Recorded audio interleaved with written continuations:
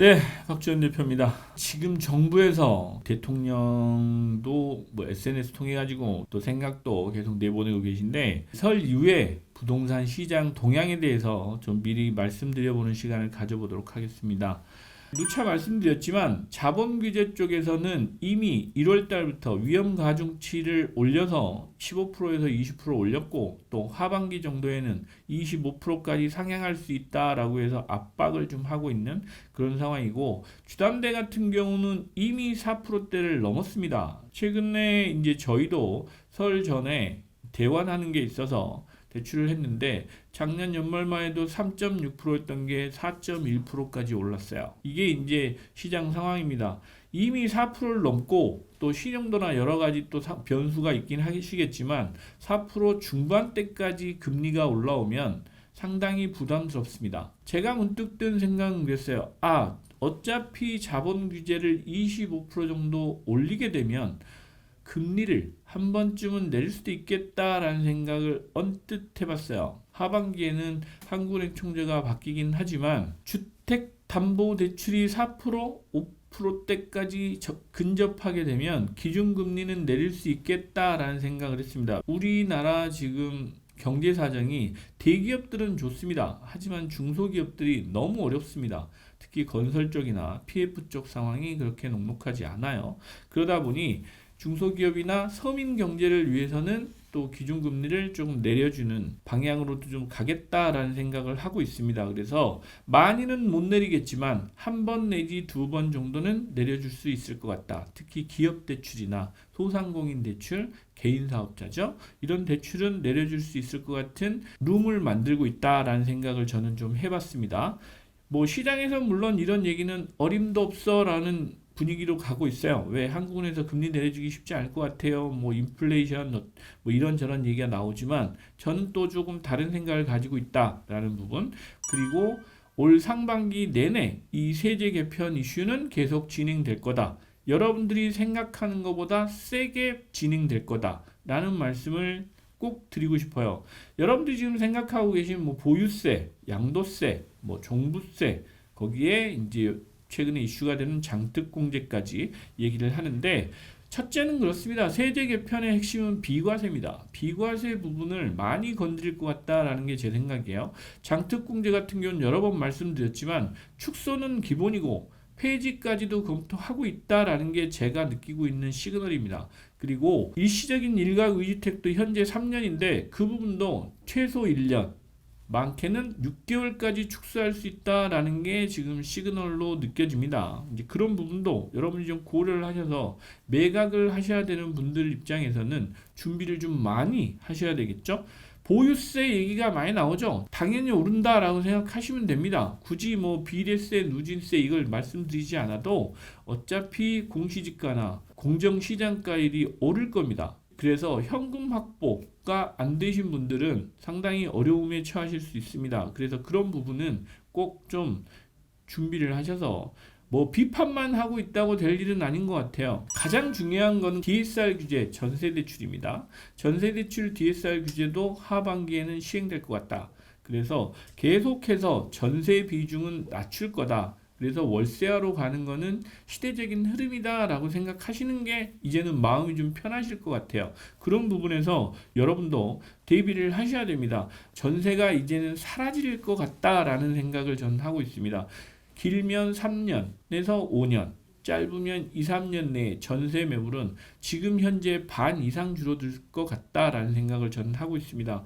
임대 시장의 대전환도 시작됐다라고 보입니다. 원래 박근혜 정부 당시부터 이게 전세 제도를 선보겠다라고 했었어요. 이게 이제 우리나라 경제 사정이 안 좋고 또 경제를 살리려고 하다 보면 부동산 경기를 살려야 되는 구조적인 문제가 있었기 때문에 그런데 지금은 어찌됐건 건설 경기나 부동산 경기를 살려서 경기 부양은 안 하겠다고 하는 게 이 정부의 기조입니다. 부동산 쪽에서 특히 주택 투자를 하시는 분들 입장에서 보면 지방은 세제 혜택이 많을 것 같다, 확대할 거다라는 부분은 좀 고려를 하실 필요가 있는데, 그렇다고 투자 가치가 있다, 투자 매력이 높아질 거다라고 말씀드리긴 어려울 것 같고, 당장은 지방 쪽에 세제 완화 기조는 분명하다. 그러나 아주 일부 지역을 제외하고는 지방 투자는 신중하셔야 되는 게 현재 상황입니다. 마지막으로 지금 공급 확대니 수요니 이런 얘기들 많이 들으시죠? 그래서 시장이 지금 공급이 부족해서 가격이 오르고 내리고 하는데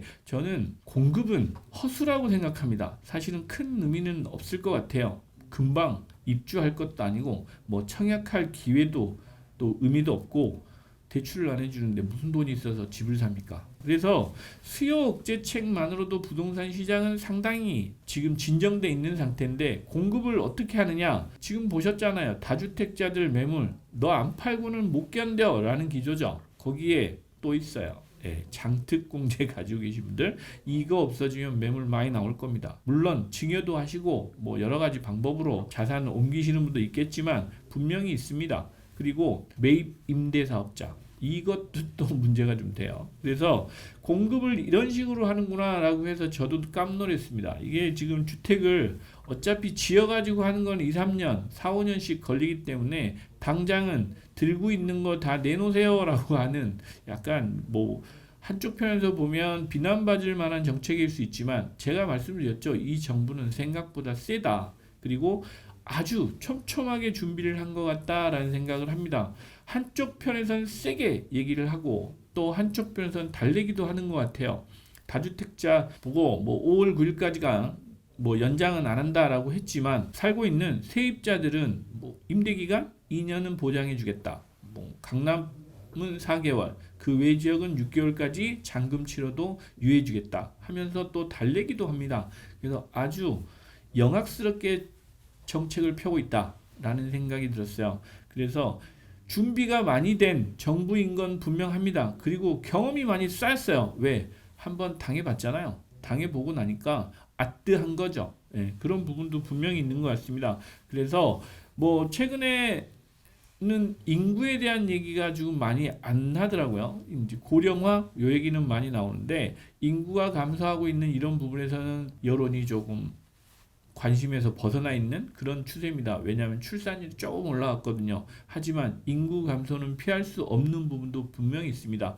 누차 말씀드리지만 우리나라 그 부동산 시장 상황으로 보면 2030년이 급격히 변화가 좀 생길 만한 모멘텀이 있는 시기다라고 저는 판단을 하고 있습니다. 그래서 설 이후에 부동산 시장 뜨겁다기보다는 아뜨한 시장입니다. 그래서 최근에 송파 같은 경우는 금매물도 나오고 있고 압구정도 나오고 있다라는 언론 기사가 나오긴 하지만 이거는 시작에 불과하다. 올 상반기 내내 이런 현상은 벌어질 것 같다. 특히 주택시장 쪽 부동산 투자하신 분들은 이제는 버티시는 것보다는 조금 방향을 좀 보시고 투자를 결정하시는 게 맞지 않겠느냐라는 생각을 하고 상업용 부동산 시장 쪽으로 많은 분들이 문의를 주고 계신데 설 이후에는 분명히 시장을 좀 이제 나오셔서 조사를 좀 해보실 필요가 있어요. 시장 분위기를 좀 파악하실 필요가 있다라는 말씀을 드리고 설 이후에 부동산 시장도 조용하지는 않을 것 같다. 하지만 방향을 이미 잡았으니 여러분들도 준비를 좀 하셔야 되겠다라는 말씀을 드리면서